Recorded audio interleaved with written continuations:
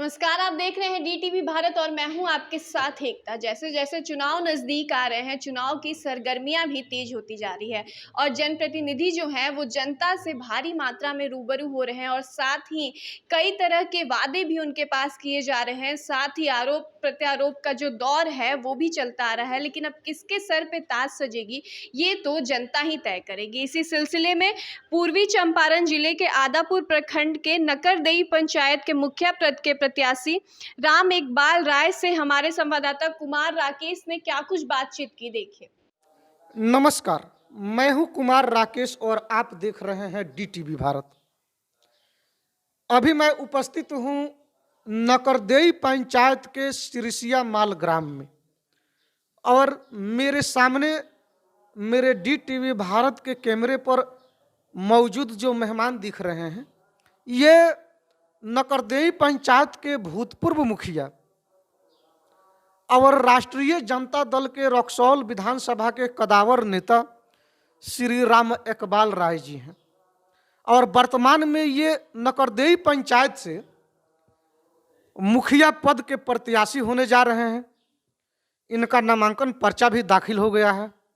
आइए हम इनसे रूबरू होंगे और इनसे कुछ पंचायत चुनाव को लेकर हम इनसे कुछ चर्चा करेंगे, पंचायत चुनाव को लेकर के, और हम ये भी जानने की कोशिश करेंगे कि ये इस बार जो चुनावी दंगल में अपनी किस्मत आजमाने के लिए चुनावी दंगल में उतर रहे हैं, इस बार के चुनाव में इनका मुद्दा क्या रहेगा, किस मुद्दे पर ये चुनाव लड़ेंगे और यदि चुनाव जीतते हैं तो पंचायत के विकास के लिए ये क्या क्या करेंगे। आपका एजेंडा क्या होगा इस बार?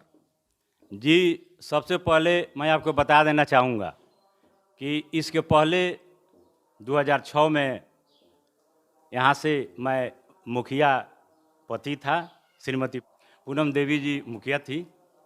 5 साल में इस पंचायत में जो भी फंड आया उसके अनुसार जो मैंने विकास किया है, विगत जो निवर्तमान मुखिया जी हैं उनके द्वारा कदापि नहीं किया गया है।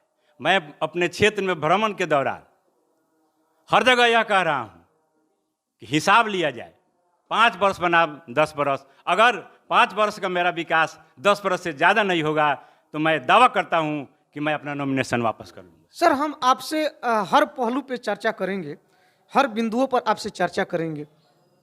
सर, सबसे पहले हम जानने की कोशिश करेंगे कि इस बार आप चुनावी दंगल में उतर रहे हैं, तो जैसा कि आप पूर्व में मुखिया भी रह चुके हैं, तो सबसे पहले सर, आप जब इस पंचायत का प्रतिनिधित्व कर चुके हैं तो हम आपसे जानने की कोशिश करेंगे कि आपने अपने पंचायत के विकास के लिए, आप अपने समय में, आप अपने पीरियड में, जिस वक्त आप इस पंचायत के मुखिया थे, उस वक्त आपने अपने पंचायत के विकास के लिए क्या क्या किया?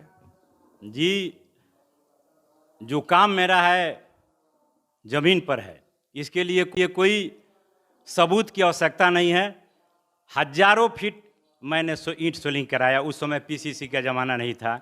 गली गली में नाला बनवाया, आज भी वह मेरा नाला मौजूद है। सबसे बड़ी बात है कि रेलवे लाइन से दक्षिण और नहर के बीच में बराबर बंगेर नदी का बाढ़ आता था और बाढ़ में 2-3 गांव पूरा दहा जाता था। मैंने नरेगा के द्वारा बांध बनवाने का काम किया, जिसके चलते बाढ़ रुका और लोग खुशहाल हैं। लेकिन इस 10 वर्ष में उसी नहर के दक्षिण साइड में हमारा नकरदेई का प्रति टोला है, गरीब गुरबा लोग बसते हैं। थोड़ा सा भी पानी आता है तो बाढ़ से सब लोग तबाह हो जाते हैं, बराबर बाढ़ फेंकता है। तो बड़ी हमको जिल्लत होती है कि निवर्तमान मुखिया जी, उनके घर के बगल में वह टोला है, वहाँ बांध बनवा देते बंगरी में, तो बहुत अच्छा होता, वहाँ के लोगों को सुविधा होती है। सर, आप भूतपूर्व मुखिया रह चुके हैं और पिछले वर्ष के चुनाव में, 2016 के चुनाव में भी आप चुनावी दंगल में थे। आप चुनाव हार गए और आप अभी के निवर्तमान जो मुखिया हैं उनके ऊपर बार बार आप इल्ज़ाम लगा रहे हैं। सर, हम आपसे जानने की कोशिश करेंगे कि आप जब उनके प्रतिद्वंदी थे पिछले चुनाव में, आप कुछ मतों से चुनाव हार गए, तो प्रतिद्वंदी का काम रहता है विपक्ष की भूमिका को निभाना। जब वे सत्ता में आसीन थे, हालांकि अब तो आचार संहिता लागू हो चुका है, अब तो मुखिया लोगों के द्वारा किसी भी नए कार्य को कराया नहीं जा सकता है। और आप आज इल्जाम लगा रहे हैं निवर्तमान मुखिया पर। आप विपक्ष की भूमिका में क्या क्या किए हैं अपने पंचायत के लिए? मैंने विपक्ष की भूमिका में बहुत कुछ किया है, लेकिन जहाँ भी गलत कार्य के विरुद्ध में मैंने प्रशासन में विरोध किया, आपको मैं बता देना चाहूँगा, हमारी आवाज़ें कहीं नहीं सुनी गई। मैंने इसका तो विरोध किया, सब जगह भेजा, लिखित भेजा, लेकिन मैं मजबूर हूँ क्योंकि वे सत्ता के साथ थे, जिसके चलते किसी बिंदु पर जांच नहीं हुई। सर, हम आपसे जानने की कोशिश करेंगे, जैसा कि आप भूतपूर्व मुखिया रह चुके हैं, जनता की मूलभूत आवश्यकताएं के लिए क्या क्या किए हैं? जब मैं इस पंचायत का प्रतिनिधित्व मेरी पत्नी कर रही थी, मैं उनका सहयोगी था, उस समय इस क्षेत्र में सर्व शिक्षा अभियान के तहत कोई विद्यालय नहीं था। विद्यालय भवन पूरे पंचायत में मैंने अपने प्रयास से सर्व शिक्षा अभियान से संपर्क करके सबका बिल्डिंग मैंने बनवाने का काम किया है। उसके बाद बिजली नहीं थी, बिजली लगाने का मैंने काम किया दौड़ धूप करके। इसका सबूत है, आप कहीं भी किसी गांव में आप पब्लिक से पूछ सकते हैं कि बिजली के काम में कौन किनके द्वारा अगुवाई की गई है। आज सब जगह बिजली है, घर घर बिजली जो कार्यक्रम है आज शुरू हुआ है, लेकिन उस समय नहीं था। उस समय मैंने बहुत दौड़ धूप कर यहाँ से पटना विद्युत भवन तक गया और जो भी गांव व टोला वंचित थे सब में बिजली लगवाया। सर, आप विगत 10 वर्षों से सत्ता से दूर हैं, हालांकि आप भी इस पंचायत के प्रतिनिधित्व कर चुके हैं। सर, हम आपसे जानने की कोशिश करेंगे कि इन 10 वर्षों में आप विकास को किस नजरिए से देख रहे हैं? आपके नज़र में विकास का क्या ग्राफ रहा है? और यदि इस बार सत्ता की बागडोर इस नकरदेई पंचायत की आम पब्लिक आपके हाथों में सौंपती है तो आप पंचायत के विकास के लिए क्या क्या करेंगे? इस पंचायत के विकास के ग्राफ को आप कहाँ तक ले जाएंगे? जी, जहाँ तक विकास का सवाल है, मैं ग्राम सिरसिया माल का रहने वाला हूँ। विगत जो 10 वर्ष का जो कार्यकाल हुआ, इसके बारे में विकास के संबंध में आप पूछ रहे हैं, तो मैं यह सबसे पहले बताऊंगा। उदाहरण स्वरूप ग्राम सिरसिया माल में 10 वर्ष में 10 टोकरी मिट्टी मुखिया जी द्वारा नहीं डाला गया है। आखिर क्यों? क्या यहाँ के लोग नकरदेई पंचायत के निवासी नहीं हैं? उसके बाद और भी गांव टोले हैं, जैसे बसतपुर दक्षिणी टोला है, वहाँ कुछ नहीं किया गया है। जो भी मेरा नाला है, सोलिंग है, वो अभी तक दिखाई दे रहा है, मुखिया जी द्वारा नहीं किया गया है। ज़मीन पर है, काम ज़मीन पर है, कहीं रिकॉर्ड अलमीरा में रहता है, काम ज़मीन पर है। अगर हो तो दिखाएं, मैं चुनौती देता हूँ। बीच में सर, हम आपसे जानने की कोशिश करेंगे कि इस दौरान आप जो आज ये क्लेम लगा रहे हैं, निवर्तमान जो प्रतिनिधित्व करता है उनके ऊपर आप जो ये इल्ज़ाम लगा रहे हैं, तो आपने भी तो 2016 में पंचायत का चुनाव लड़ा था। बहुत कम वोट से आप चुनाव में शिकस्त खा गए, बहुत कम वोट से आपको हार का सामना करना पड़ा। सर, हम जानने की कोशिश करेंगे कि जो प्रतिनिधि चुनाव लड़ते हैं और चुनाव में हार जाते हैं, तो यूं कहिए तो उनको एक विपक्ष की भी भूमिका में रहना चाहिए। तो आप इन 5 वर्षों में या आप 10 वर्षों में आप कहाँ थे? उनके कार्यों का विरोध आपने क्यों नहीं किया जब आपको भी जनता वोट दी थी? प्रतिनिधि जो होते हैं जनता की आवाज़ होते हैं। तो आज जो आप इल्ज़ाम लगा रहे हैं, इसकी खोज और इस आवाज़ को आप बुलंद विगत वर्षों में क्यों नहीं किया, ताकि अब चुनाव जो है सर पर है और आज आप ये इल्ज़ाम लगा रहे हैं? उस समय आप कहाँ थे? जैसे 4-5 महीने पहले तो स्ट्रीट लाइट लगा है, उसके बाद संबंधित विभाग में जिला पदाधिकारी, पंचायती राज विभाग, सब जगह इसका आवेदन भेजा गया है। उस पर कार्रवाई और अनुपालन करना सरकार की बात है। मैंने तो कोशिश किया है। उसके बाद जहाँ तक विकास की बात है, गली नाली, नल जल, जो माननीय विकास पुरुष मुख्यमंत्री जी का विशेष कार्यक्रम 7 निश्चय योजना है, जिसके अंतर्गत गली नाली और नल जल योजना आता है। इसमें बहुत जगह नल जल सही ढंग से नहीं चल रहा है। विश्वस्त सूत्रों से पता चला है कि इस पंचायत में जो भी नल जल लगा है, बहुतेरे वार्ड में जो सामान की खरीद की गई है नल जल के लिए, एक तथाकथित फर्म है, दुकान है, जिसका नाम है उत्तम ट्रेडर्स, कटगेनवा चौक, लेकिन इस नाम से वहाँ कोई दुकान आज तक नहीं है। आप लोगों से पता भी कर लीजिएगा। सभी चेक वार्ड सदस्य लोग उसके प्रोपराइटर के नाम से काट कर दिए हैं, और प्रोपराइटर अशोक कुमार पटेल जो नायक टोला के निवासी हैं और माननीय निवर्तमान मुखिया जी के ड्राइवर हैं, वे इस फर्म के मालिक हैं।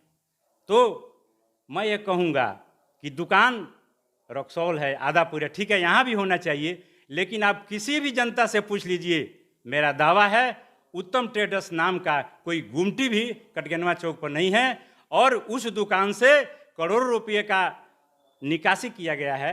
यह जांच का विषय है, जिसके चलते हो सकता है कि उसमें, मैं तो स्पष्ट नहीं कहूँगा, मैंने देखा नहीं हूँ, लेकिन जब ऐसी बात है कि गलत फर्म से, फर्जी फर्म से निकासी की गई है, तो वह जो कार्यक्रम है वो अभी तब नहीं होगा। चलिए, आप ये बहुत सारे इल्जामें लगा रहे हैं, ये अलग की बात है। हम ये भी जानते हैं कोई भी जनप्रतिनिधि दूध के धुले नहीं होते हैं। हम देखते हैं सर, अक्सर जब चुनाव आते हैं तो जनप्रतिनिधियों का एक ही मुद्दा रहता है, विकास विकास विकास। और वही जनप्रतिनिधि जब सत्ता में आसीन हो जाते हैं, चुनावी दंगल में जब अपनी जीत दर्ज करा लेते हैं, तो वही प्रतिनिधि जो चुनाव के समय बहुत सारे वादे किए रहते हैं, अपने वादों से अक्सर फिसल जाते हैं और वे भी भ्रष्टाचार में संलिप्त हो जाते हैं। इस पर आपकी क्या राय है? मैं आपको और साथ ही इस मीडिया के माध्यम से नकरदही पंचायत की जो सम्मानित जनता है, उन लोगों को मैं आश्वस्त कर देना चाहता हूं कि अगर जनता ने सहयोग दिया तो मेरा वादा है, यह जो नकरदही पंचायत ग्राम पंचायत है, मैं सभी टोला को शहर के परिप्रेक्ष्य में विकास कराऊंगा। किस तरह से विकास कीजिएगा? यदि सत्ता की बागडोर आपके हाथों में जनता सौंपती है इस बार, तो आप अपने पंचायत के विकास के लिए क्या क्या करेंगे, कौन कौन से कदम उठाएंगे, किस तरह से अपने पंचायत को डेवलप करेंगे?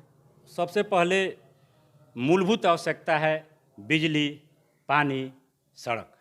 बिजली तो सब जगह, आपको मैंने पूर्व में बताया, मैंने ही लगवाया है। बिजली को सुचारू ढंग से मैं उसके संबंधित पदाधिकारी से संपर्क करके उसको सही ढंग से सर, बिजली, पानी, सड़क के अलावे भी कुछ मूलभूत आवश्यकताएं होती है, जैसे कि जिंदगी को बेहतर बनाने के लिए और समाज के डेवलप के लिए सबसे बड़ी जरूरी, सबसे आवश्यकताएं चीजें जो है शिक्षा है और स्वास्थ्य है। आप शिक्षा और स्वास्थ्य के क्षेत्र में क्या करेंगे, कौन से कदम उठाएंगे? जहाँ तक स्वास्थ्य के बारे में आपके द्वारा पूछा गया है, मैं आपको बता देना चाहूँगा कि इस पंचायत में स्वास्थ्य उपकेंद्र नहीं था, कहीं जगह नहीं मिला था बनने के लिए। तो मैंने माननीय महामहिम राज्यपाल के नाम से अपनी ज़मीन दान देकर विद्यालय के पीछे अपने निजी ज़मीन में मैंने स्वास्थ्य उपकेंद्र का निर्माण कराया है, ताकि पंचायत के सभी लोगों को ससमय स्वास्थ्य सेवा उपलब्ध हो सके। अभी मैंने संपर्क किया था स्वास्थ्य विभाग से, तो स्वास्थ्य कर्मी की कमी के चलते अभी यह चल नहीं रहा है। इसको मैं शुरू कराऊंगा, चाहे जैसे हो। शिक्षा के संबंध में बात है तो मैं जो मेरे पंचायत क्षेत्र के सभी विद्यालयों के सम्मानित शिक्षकगण हैं, उनसे संपर्क करके और बेहतर शिक्षा का जो माहौल है, ये मैं काम करूंगा। पानी की व्यवस्था है तो ठीक है, जहाँ जो सरकार का नल जल योजना है, कहीं गड़बड़ी भी है, पानी नहीं पहुंच रहा है। पानी सबके लिए निहायत ज़रूरी है, गरीब गुरबा के लिए, तो मैं उसके सुधार के लिए काम करूंगा। सबसे बड़ी बात है राशन। इस पंचायत में मैं क्षेत्र भ्रमण कर रहा हूं, बहुतेरे लोग हैं, गरीब गुरबा लोग हैं जो झोपड़ी में रह रहे हैं, उनको आज भी राशन नहीं है, जबकि फूड सिक्योरिटी बिल भारत सरकार द्वारा बहुत पहले पास किया गया।